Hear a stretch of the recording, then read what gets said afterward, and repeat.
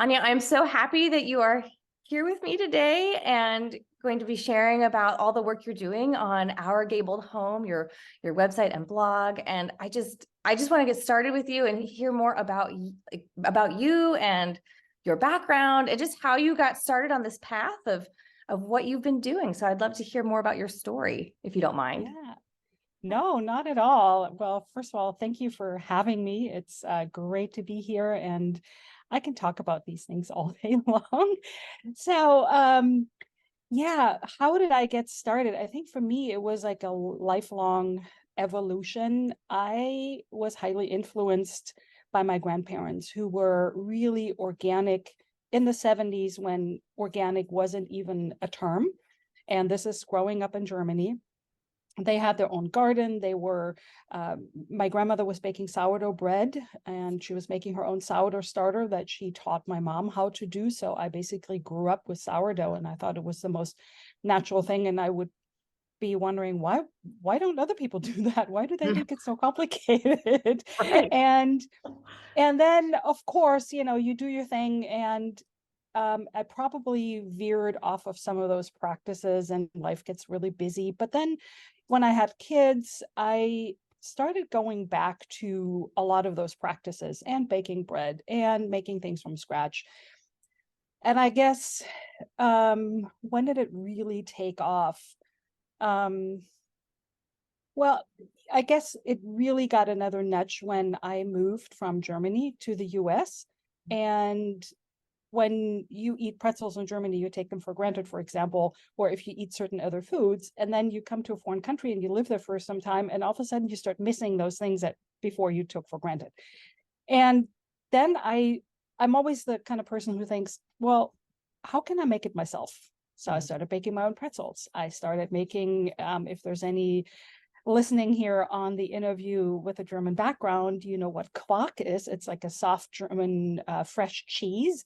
And it's so inexpensive. You can buy it for less than $1 for, I don't know, for like 16 ounces in the grocery store. So it's really not very notable. But yeah, it becomes a thing if and when you don't have it. So that led from one thing to another. And then you gain more confidence. And you're like, oh, cool, I can make this. Well, I wonder if I can make this. And then I wonder, and yeah, so and then I somehow got into sharing it with the world. That's incredible. So it sounds like this idea of cooking from scratch, like, it is really deeply part of your ancestral roots then. It's definitely coming from that part. That's really fascinating. And so It is. it sounds like then what you witnessed with your grandparents very much captured your heart in terms of maybe living organic, in looking for organic options and cooking from scratch.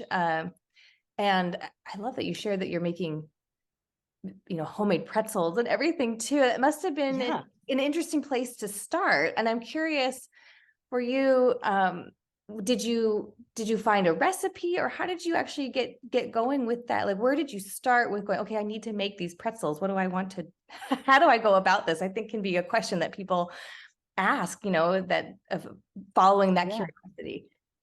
Yeah, I guess I mean, I'm a book lover, and if anybody is watching the video, you can see there's a bunch of books behind me, and that's only a small selection and I have an embarrassingly large collection of cookbooks. So I would go to cookbooks, but then these days I have to admit that I probably do more Google searches. And because I'm a native German speaker, it's really easy for me to look up German recipes. And I do. And then I'm not afraid of something not turning out. I get a lot of questions from my audience. Well, what happens if this, or can I do that? And my default mode is always, well, I'll just try it out. The worst that can happen is that it doesn't work out. And my first sauerkraut, oh my gosh, was it moldy? We've all been, yes, we've tried that. We've all been there. Yeah. And I don't know what else went wrong with it, but it just wasn't something that you could safely eat. And then I left that for a bit and probably kept it in the back of my mind. And then I went back and I thought, okay, so people have been making sauerkraut for centuries. It really can't be that hard. And then the more you do, that's really just get started. Just start with something that you are drawn to, or that you find easy, or that sounds easy. And my biggest advice is always, don't be afraid of failure. And I don't even call it failure. I like to call it a learning experience. There's some takeaway from it. And if you can turn that sort of like, oh my gosh, it didn't work out and I failed, into, all right, it didn't work out, but why? And what did I learn from it? And these experiences are really the most profound, because you'll never forget the mistakes that you made, and you'll never make them again.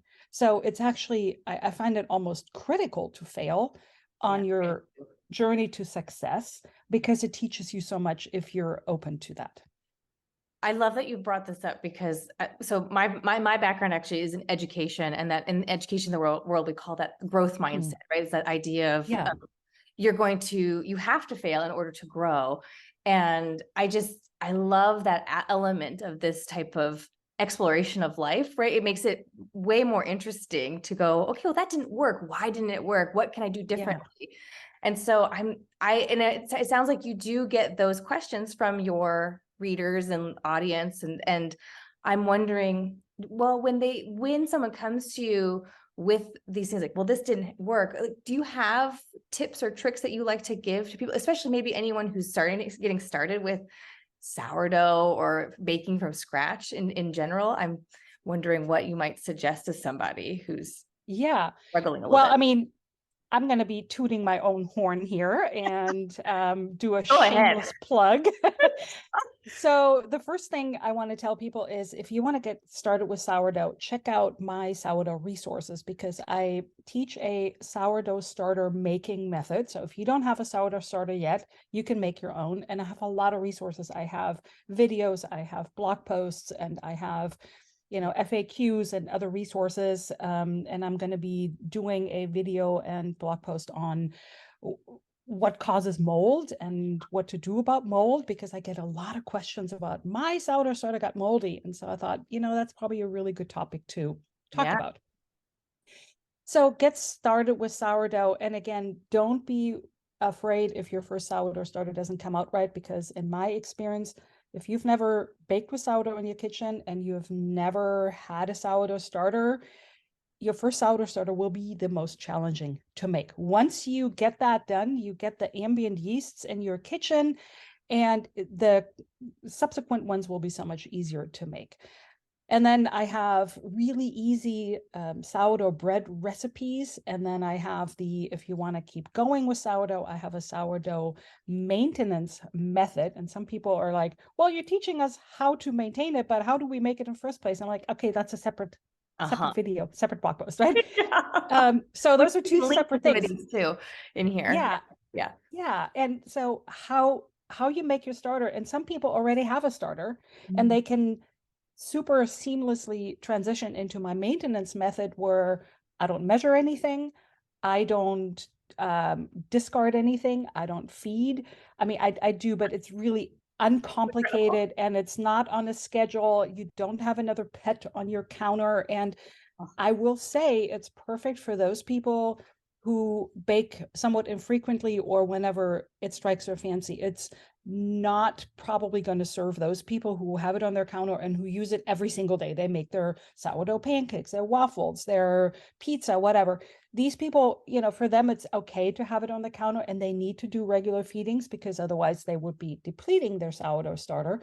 But for those people who are not on a schedule, who don't use it every day, who don't want to be beholden to their sourdough starter, this method is perfect. And so I have tons of resources. I'm sure you can find them in the show notes, and we'll be linking them everywhere.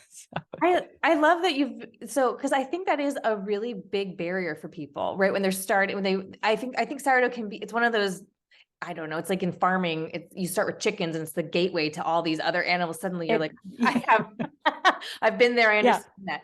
And I think that also is the case when you're bringing that same mentality into your home. It's like, we all start, okay, let's try sourdough. But I love this idea that you're going, it doesn't have to be a pet that sits on your counter. So can you talk more about your method a little bit? Because I know yours is very different. And I think I read you talk about starting with very specific types of flour. Is that right too? I would love to hear more kind of what you suggest. Yeah, yes and no. I have made, I mean, at this point, and I don't want to brag, I just mentioned this because Go ahead. people, you can get to this point. And I, at this point, feel like I can do anything and everything with my sourdough starter, and it's almost indestructible. But it took me a little bit to get there. And mostly I'm saying just a little bit time. And I've only had mold on my sourdough starter once. And I know exactly why that happened, but it was like, ooh, kind of the experience. So to get started, I use regular unbleached organic flour. That's my only criteria. If you use whole wheat flour, you get your sourdough starter going a little bit quicker. And if you use rye flour, then you get it even faster, because rye and sourdough is just, they're meant for each other. And then what I do to get it jump started is I use cultured buttermilk. So not the buttermilk you get from vinegar and lemon juice and milk, but the cultured buttermilk. So that has live active cultures in it. And I mix those two. And basically I stir every day or two, leave it out on the counter. And after 5 days in the summer, maybe 10 days in the winter, depending on, all these other factors, you will have a active sourdough starter. That's amazing. That just makes it sound so simple. It is, but it is. That's Yeah. the beauty of it. And I remember, some memories are coming back. I remember that in the 80s, I was still living in Germany, but we were visiting friends in Colorado, and somehow their son was there. The parents weren't there. And my mom was there, and my brother, and it was like a family trip. And in the 80s, we didn't like the bread that we could find in the grocery stores. And my mom's like, well, we just bake some sourdough bread. So she actually made a starter in our little like quasi vacation home. She made a sourdough starter from buttermilk and flour, which we found in the grocery store. And 5-6 days later, we were baking sourdough bread. Isn't that amazing though? That, it's like, Yeah, no matter where you are, this can go with you almost. It's part of this human experience in a way. yeah. And the funny thing is, and I will tell this to everybody who likes to hear it, is that I want to say maybe until 4 or 5 years ago, I didn't know that there is other sourdough methods out there. I thought everybody just made sourdough the way I did. Yeah. So was that a shock to hear like all these people, like, because I feel like it's such a regimented process that is very popular if someone were to Google it, which is partly why I really enjoy when I came across all of your content. I was like, I love just how unfussy your method is in a lot of ways, which I think speaks to the modern life in general, because it's things I don't know, I can't be fussing around with stuff so much. There's too much to do. So I just appreciate that about yours. I guess the regimented and super detailed recipes probably come from, so sourdough is a lot of science and a little bit of art. And there are things that you can control with a sourdough, namely what kind of water you use if you're doing the discard feeding method, what kind of flour you use. You can, to some degree, influence the temperatures. Now you can even buy sourdough homes, these appliances you put your sourdough starter in, and it has the perfect ideal temperature for sourdough starter. But then are there things that you cannot control? And I guess that when you have very detailed recipes that tell you, oh, every 12 hours, feed it 50 grams of this and 50 grams of that, you are trying to make it as foolproof as possible for people who have never done it before and who don't know what they're doing. And I think that can be helpful, but I know that there are a lot of people who look at this and go, oh my gosh, look at all these instructions. And like every day I need to do something. And then what if I want, and then it's like, okay, we're going out to dinner. I can't feed it at 8 p.m. Is it okay if I come and feed it at 12 p.m., right? And so you get that. And so there's a range. I mean, there are some people who thrive on very detailed, tell me exactly when to do what. But then there's all these people who get so overwhelmed by it, and they're just like, oh, whatever, I'm not even going to start. And then there's all sorts of shades of gray in between.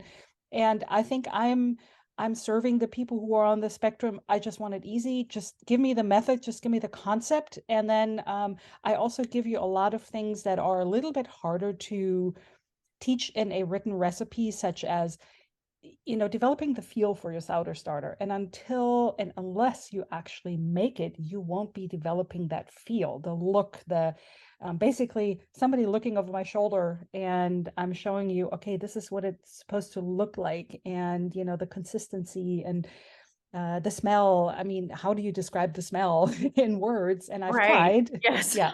Especially if you've never done anything that is fermented in some way. Yeah. So it would be an unusual experience. Yeah, I don't know how you would describe that.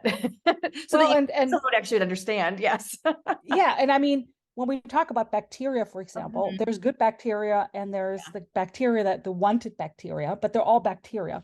And Mhm. fermented in a way is somewhere on the spectrum of rotten, but in a good, in an edible, in a safe rotten way, but it's still rotten. It's fermented, right? And so Right. yeah, there's this whole spectrum that some of it are just not used to, I guess. I think that makes it. Well, I don't know how many people are. I think it's more popular lately, but I also could just be my own, what I encounter in my daily life. But I don't know how frequent people are consuming fermented foods on a daily basis, and if they're encountering in sauerkraut or in kefir or in these other forms of kombucha. Yeah. And even just making homemade yogurt. I just think it's not necessarily a process that people are I always think it's familiar with. Yeah, I I think it's coming back. do. Because when you look into the history of yogurt, of kefir, of sourdough bread, all of these, and especially sauerkraut, all of these fermented foods developed either out of necessity or happenstance, coincidence, but then people found that those products were really good. Yeah. Sauerkraut was a way of preserving cabbage that you can't eat. Cabbage will spoil, but if you make sauerkraut, it actually becomes really healthy and you can keep it all winter long. Mhm. So in Germany, growing up, I mean, we're called krauts for a reason. Sauerkraut is a really valuable food. And the same with sourdough bread. I just read this book about the history of sourdough, Oh, fun. and people probably about 6,000 years ago, I think in the Fertile Crescent, which is what, Egypt now, or somewhere thereabouts, Mhm. they probably left some. I mean, there is evidence of people mixing flour, like basically mashed grains, with water and eating that more as like a flatbread. But they probably left it out and they found that, oh my gosh, something happens and it makes it a little bit more airy, not so dense. And that is probably how they found out about sourdough starter. And then they, developed it. And then yogurt the same way. It's like, and kefir and buttermilk, how do you Right. make milk last? And if you take raw, unpasteurized milk, it will naturally sour, but in a pleasant way, because the good bacteria outweighs or outnumbers the bad bacteria. So you can eat soured milk. Spoiled pasteurized milk is not so great. No, right. Yeah. And so a lot of these fermented foods were developed out of necessity, or out of, just like, okay, how can we make that last longer? How to get more out of it and not throw anything out? I would love to know the So, book you read. Yeah, it sounds I love history, things like this. That sounds fascinating. yeah, it's called Sourdough, and then it has a subtitle, but it's by the author Eric Pallant. And Oh, he was given a sourdough starter that was claimed to have come from the gold rush. And he's a journalist. And then he set on this journey to learn more about it and to actually see if he could literally trace his sourdough starter back to the gold rush. And I won't spoil the book, what happens in the end, but he goes, and it's a fascinating read for anybody who loves sourdough. It's a really cool read, what happened and how it developed over the millennia, really. that's I loved it. Yeah, I just think history of food in general is just always very fascinating, since it is, I mean, it because is. we have multiple meals a day, and Yeah.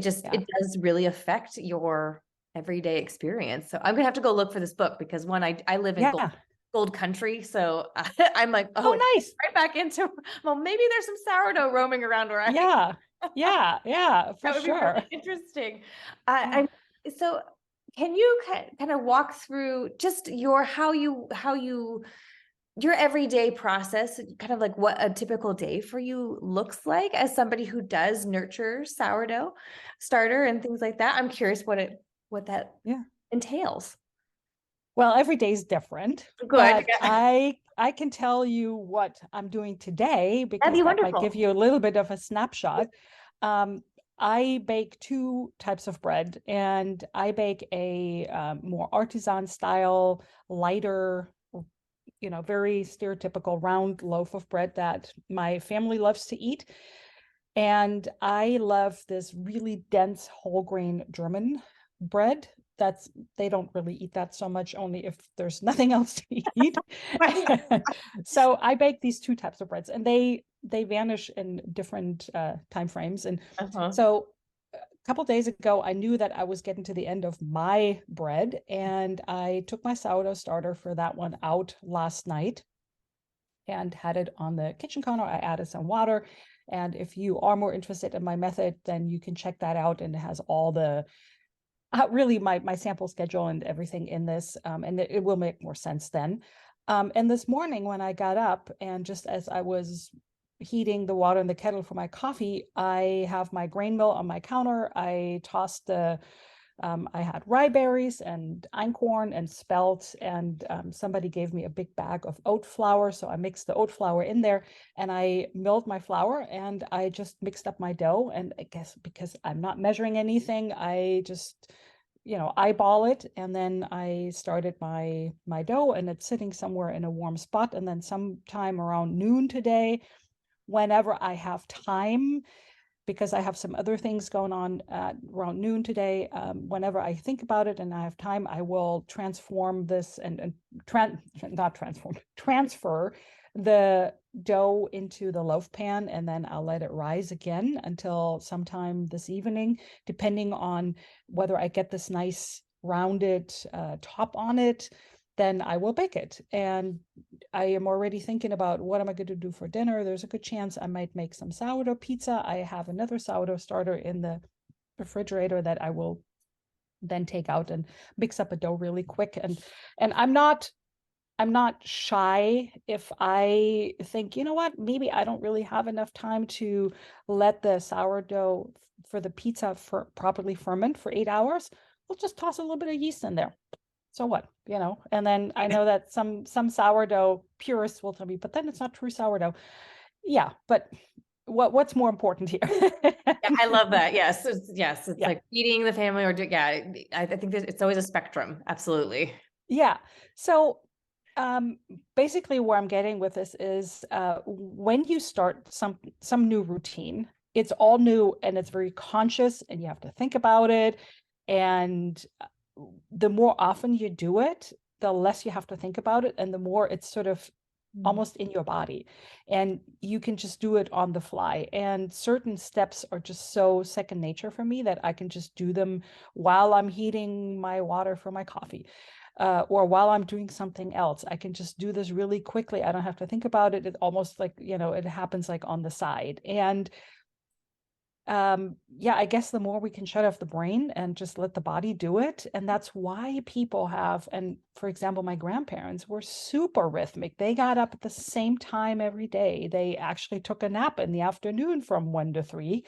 So you better not call them in those days, because Wow. Yes, that's very regimented. Absolutely. very regimented, and they had their rituals and traditions, but actually it is very healthy. And now people are talking about, for people with sleep issues, get on a schedule, go to bed the same time every day and wake up at the same time every day, and stick to your schedule. It's so much better for your body. I think our bodies thrive on rhythm, and especially in a world where everything's like, oh, feel like doing this, and Yes, so it's very much so.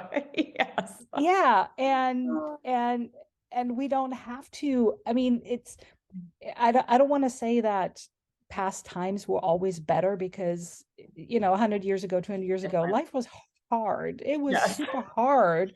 You're right. But you didn't have a lot of artificial light. So you did go to bed earlier in the winter, and you did go to bed when it was dark, because you just couldn't afford to have candles burning all night long and, doing, I don't know, burning the midnight oil, Right. literally.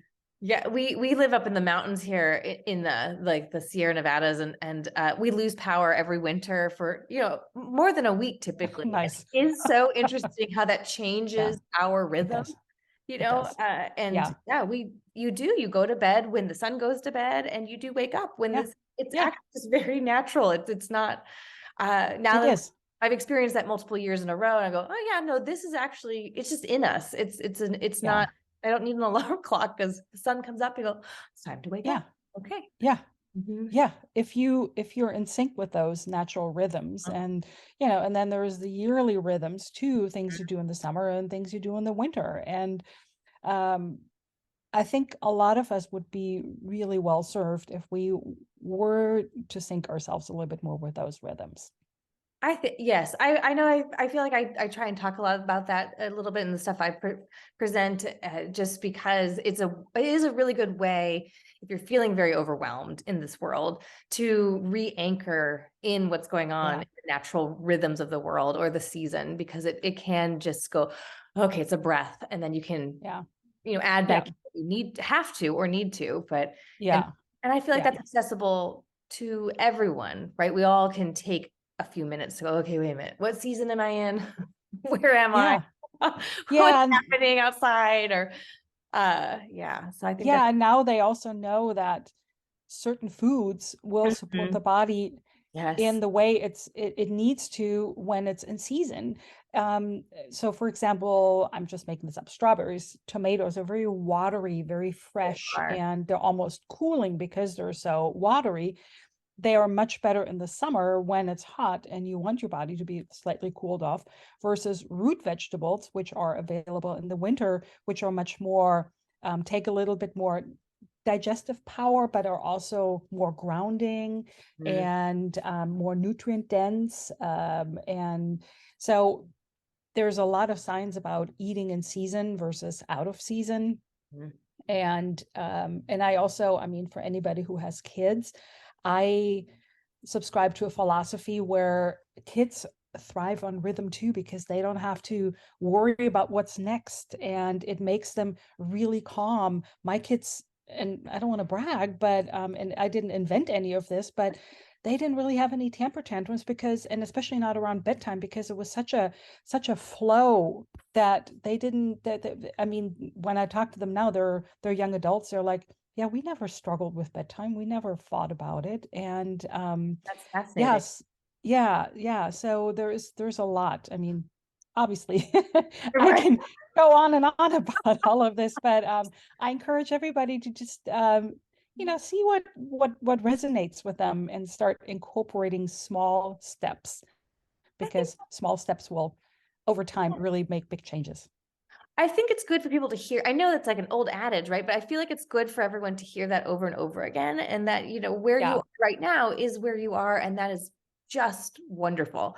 And that, right, it's like you can add another piece in. I actually kind of want to go back to maybe your beginnings of when, because you mentioned something about in the 80s where you were like, okay, I started doing Mhm. these different things. I'm curious, what was it that triggered you to go, oh, wait a minute, maybe I can do this differently? Was there something that sparked your I know you had your history from your family, but I'm curious where that all of a sudden maybe that light bulb went off and you're going, oh, wait a minute, this might be a different way to do this, or I can go back to these things. I guess maybe you did talk about that Yeah, a little bit about wanting something that you didn't right. have here. Well, But I usually, thinking about this, I probably have a few moments in my life that would trigger me to think about things a little bit differently and try to embrace more of, the things that I do now.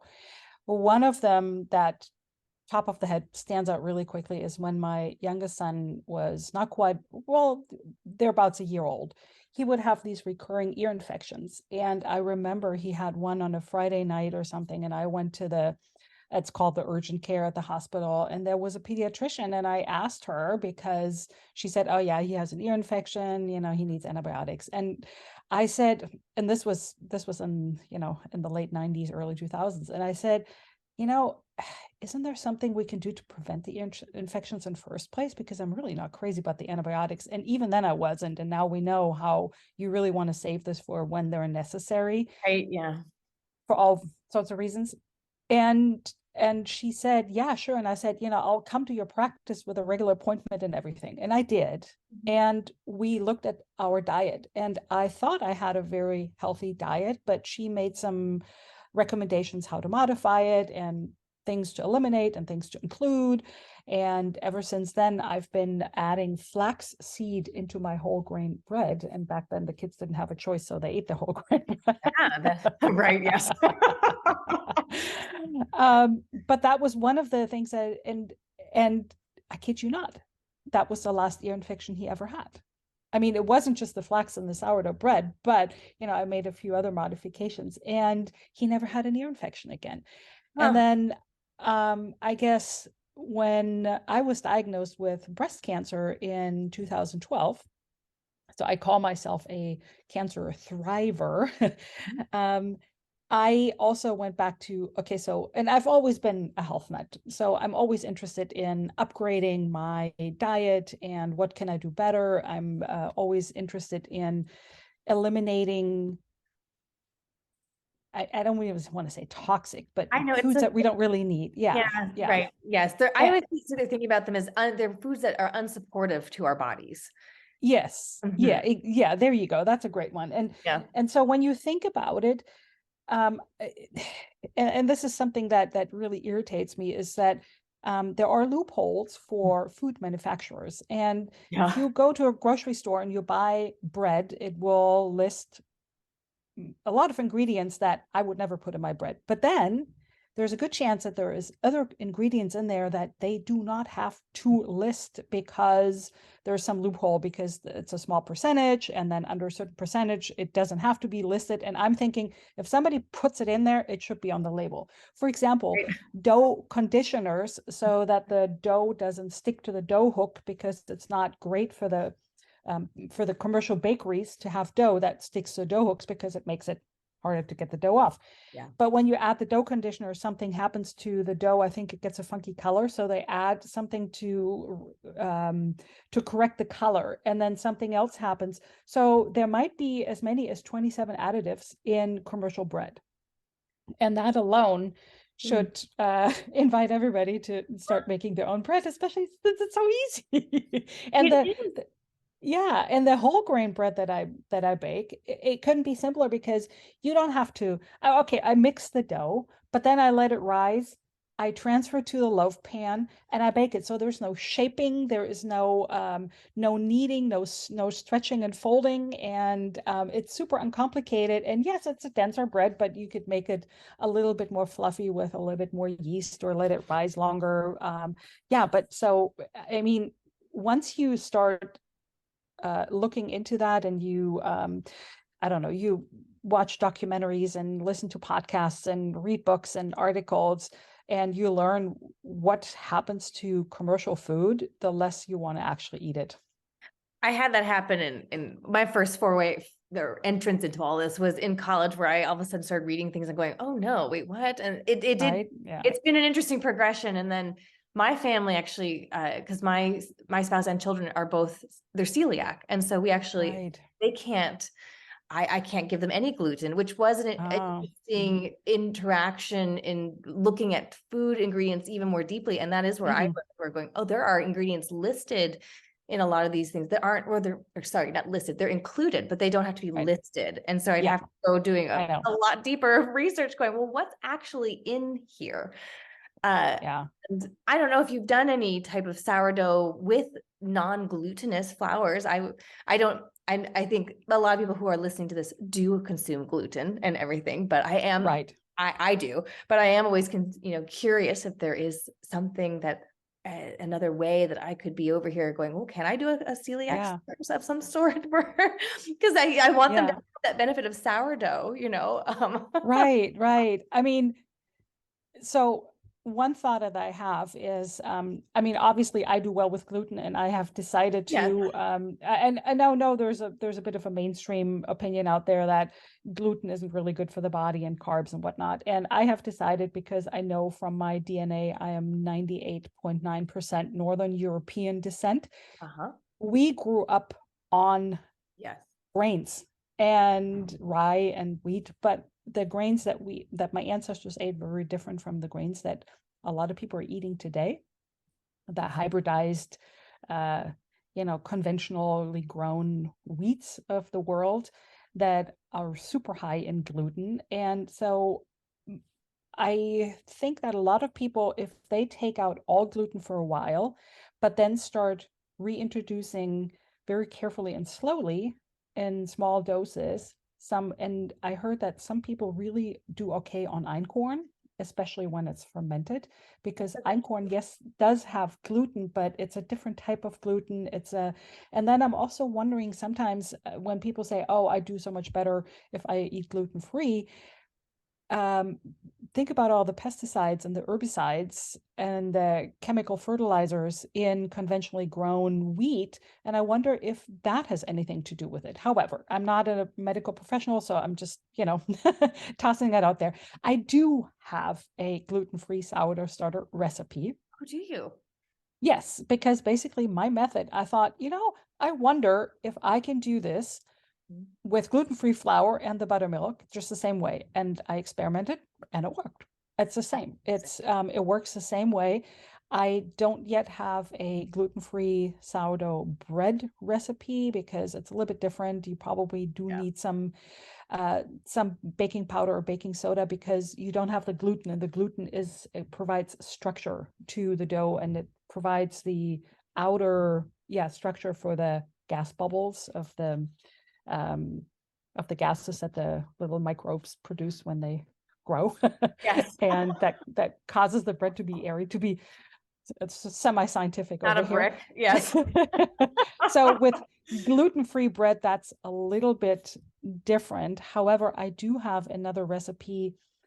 So first of all, okay, so I do have a gluten-free sourdough starter, and I do have options for people, because then people come back and say, oh, the buttermilk, but I'm dairy-free. And so I also have options for people who are dairy-free.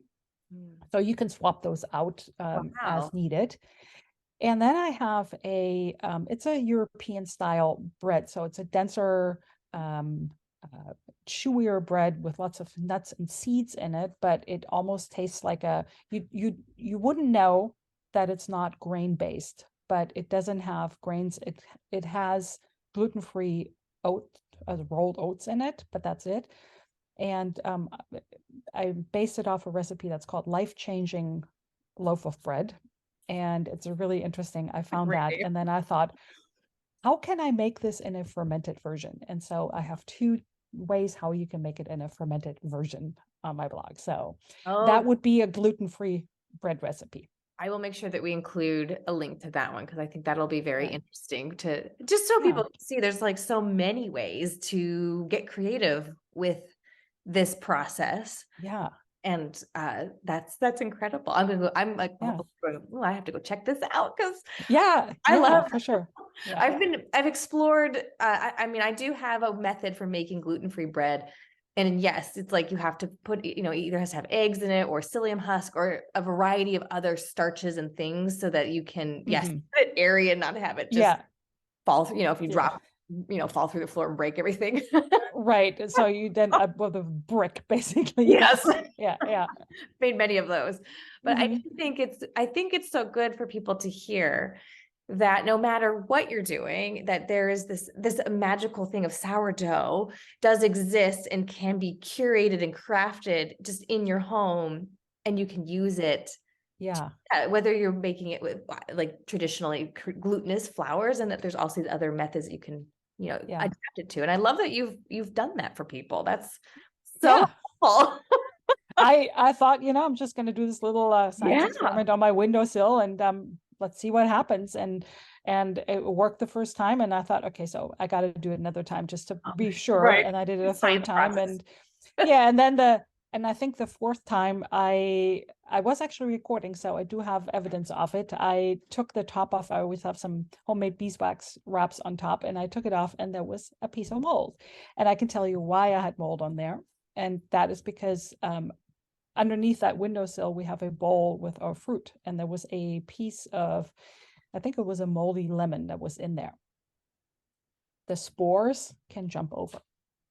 Yeah, they're very feisty, those little spores. I'm always Yes. impressed at how far they can travel. Yes. And so I do tell people in, what makes your sourdough starter successful, or, tips for success, is to keep your ferments somewhat separated in the kitchen, because they can jump over. So let's say you have some sauerkraut in one corner of your kitchen and maybe a kefir in another corner of the kitchen. Those are different types of beneficial bacteria you want to cultivate and grow from your sourdough starter, that it is advised to have, I don't know, 3-4 feet at least between those different ferments. And I try, for the most part. I mean, I'm not like super strict about it, but I try to really keep them separate to make sure that there's no crossing over. That's such a great tip, because I do think that can be, sometimes people do jump into these and they're like, well, I'll make sauerkraut here and I'll do sourdough over here. And then it's like, why is nothing working? Yeah. That's really good advice. And I'm glad that you're sharing that. And I will have more advice in my upcoming mold video and blog post about how to prevent that from happening in the first place. And there's going to be some things in there that you may not have heard before. I'm excited about this. Well, actually, let's talk about your blog a little bit, because you have a lot of great resources, and I would love to hear how that got started, and what it is that people, if they're going to your website, what they can find on there. You've mentioned some things, but just so it's here in one little spot of this segment, I'd love to hear more about your blog. Yeah, I guess basically I'm just sharing what I'm doing. And I've always loved to sew. And I, early on as a child, I was lucky enough, I guess, that my mom taught me how to knit and how to crochet. And so I have those skills. And so I have 3 main content buckets, if you will. I have my whole sourdough. So I have a lot of sourdough how-tos and resources. And then I have a whole bunch of sourdough recipes, different breads, sourdough waffles, sourdough pasta, pizza, crackers, you name it. And then I have a whole bucket with German recipes, because that's my heritage. And who doesn't love a good schnitzel? And who doesn't love a good potato salad? And there is, what's cool about it too is that I feel like for my kids or my family, because I have some traditional family recipes on there. For example, our very traditional, maybe a very niche Christmas dinner recipe. But now we have it forever. It's it's out there. And for my nephews and nieces, if they ever lost how to make it, or if they're none of them are adults yet, but once they're adults and they're like, I wonder how to make this, it's like, I have a recipe for that. I love it. It's like it's a digital recipe, box, essentially. It is. Yeah. It is. And then the third bucket, if you will, is more like the homemaking. And the same approach that I do with food is like, okay, so how can I eliminate things that I don't want or need? And how can I make things at home, which often, most of the time, is cheaper than buying. And in the meantime, I'm not buying a bunch of plastic containers. So I have a body wash that is so simple and so easy. And it's my go-to. I've been making it for years. It has 2 ingredients in it. And it's great for your skin and everything. And then, how you can make things at home, basically the same attitude, how can I make things? And then I have a little tutorial on how to make a soap saver bag. You crochet it. So actually I do have a little tutorial on how to crochet stitches and basic knitting stitches, if you are interested in learning it, because it's very easy. And it's just something else that you just need to develop a body memory, muscle memory almost for it. So you just practice a little bit and then it will be second nature. And these stitches were so easy, so basic. But when you use bar soap, you end up with these little tiny pieces that slip through the cracks in the hands, but that adds up. So you just make this little soap saver bag, you stick them all in there, and then you can still use them up. So it's very frugal. Yeah, that's clever. And the more I think about saving money and resources, and especially plastic, the more I get a kick out of, okay, how much more can I get out of things? How can I reuse things? How, what else can I do? It's almost like a sport now versus I do the same. I'm always over here like, it's like, well, I can't throw, what can I do with this? It's like taking recycling to the whole new level. If there was an Olympics for recycling, yes. I'm and I right. have a drawer with we have some silicone freezer bags, like silicone Ziploc bags, and we do have parchment paper. But we do have saran wrap, because there are instances, and I'm not so strict about it that it's like I won't ever use Yeah. saran wrap, but I reuse it too. Yes. I think And that's, my sister-in-law came and she looked at the drawer and she said, "Oh my gosh, I can't believe you're saving your plastic wrap." And I'm like, "Yeah, I am." And sometimes when I buy, I go to Trader Joe's and I get the asparagus that comes in what do you call it, compostable yes. paper tray, and then it has plastic wrap. If it doesn't have holes in it, I save it too, and I reuse it a few times until it really is so icky or something, and then I throw it out. So it has become a sport. It's like a competition. Like how much more can I do? I always like to be like trying to help make this accessible for others so that it's like, you'll see these spectrums of people who are zero waste and like, I only made this much trash in this little jar or something. And I'm going, Yeah, that's amazing. I don't think I'll ever be that person. But the more that you cut out of things or reuse things, I think it also stimulates your creativity. And yeah, it does. yeah, and I find, for me, I have found it to be more worthwhile. My daily life just feels so much more enriched, I think, is what I'm Yeah, trying to say. And bigger than yeah, my own. I have, I save aluminum foil and all kinds yeah. of No, I things. do too. I Yes. do too. Yeah. Yeah, Yeah, and the more you think about what you can do, the more you will do, and like you said, it sparks your creativity. And it's the same with the cooking and like the making food from scratch, with the confidence, but also with the experience, you branch out. And I mean, I admire those people who get like one little mason jar of oh garbage yeah. for an entire year. It won't be me, but that's okay. Right. And I find that somewhat inspirational. Yeah. However, I'm not necessarily striving for that, but I am proud of the fact that we do have a very small trash can for Mm. our neighborhood, and we barely ever fill it up. So I try to do whatever I can, and I don't worry about the rest, because I think that stress is also it's one of the leading causes of death and illness. So I'm not Yes. I'm trying to be reasonable, and I'm trying to find a good middle ground between making an effort but not stressing myself out over it.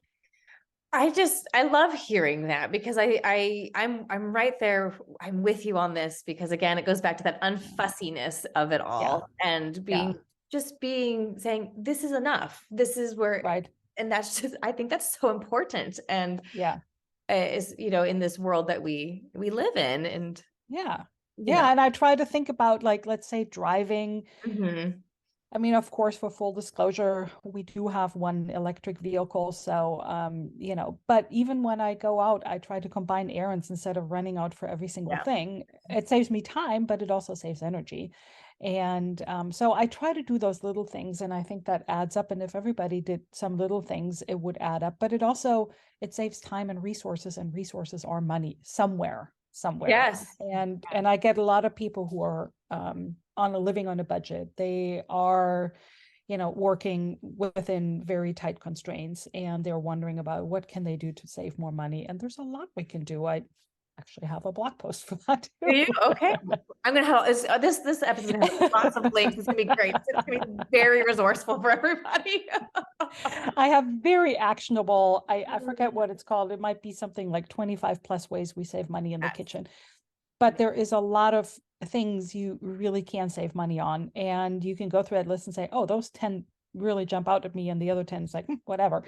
But, there's something for everyone in there. Yeah.